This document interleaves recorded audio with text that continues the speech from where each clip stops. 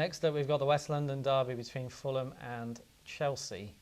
It's been a funny old start to the season for Chelsea, Steve, because they really struggled to get the win against Hull last week. I've been told they played really well, but it took a last-minute goal.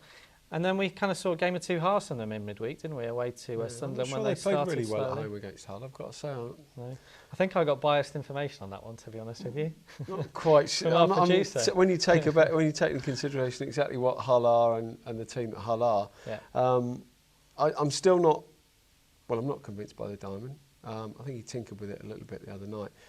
For me, they've had a decent 45 minutes and they've won 2 games. I think that says everything about a team why they're favourites to win the Premier League. And they are, and they've actually come in from the price that they were last week. They were 2-1 favourites, were Chelsea, before the season kicked off. After those 2 wins, they're now a price of 8-5. And one thing I wanted to ask you about, Steve, from a punter's point of view, is the fact that Chelsea have conceded in both games. I mean, do you think that's significant at all, that they've not been defensively absolutely solid? No, I mean, there's obviously still things that need tinkering with. There's still things that need sorting out. It's a new manager. I think the feel-good factor's still there. I think the belief is still there. Drogba's just signed a 3-year deal.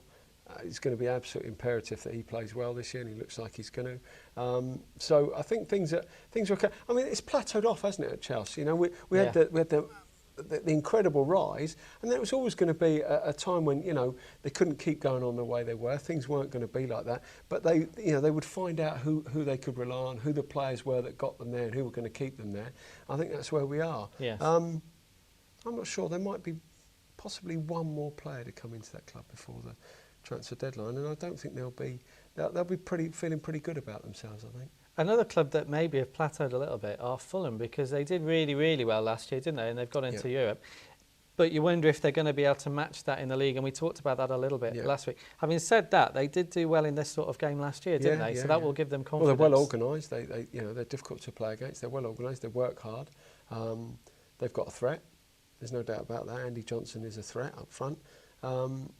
So, I mean, they've won their game at Portsmouth. They were functional. It wasn't a great game. It was typical Fulham in a way, wasn't it? I mean, they did what they normally do. I mean, they didn't win a lot of games away from home last year, but they were very difficult to play against. Well, they've won their first game. So this will be a decent game. These are near neighbours. It's a real local derby.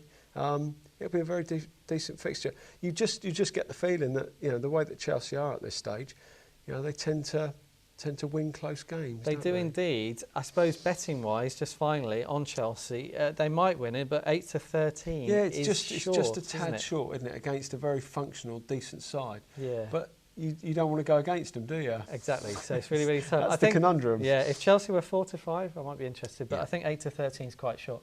Well, we've gone on the draw, but it's really because of the price. It's a little bit of value. There's a lot of tentative bets this week, isn't there, James? It's very early. We haven't seen enough. There's been too much up and down sort of football. We had one good game, one bad game from a lot of the teams that have played 2 games. So very difficult to actually pitch your tent right in at this stage. Definitely keep your stakes low, I'd say, at the moment. And on this game, the draw 14-5. Both teams to score, evens, not a bad price, actually. No, that's something to... Evens is all right. Yeah. I think, Chelsea, would they concede here? Well, they've conceded to Hull, they've conceded to Sunderland. Yeah. Maybe they will. I think of the 2, we prefer both teams to score. That's available at a price of evens.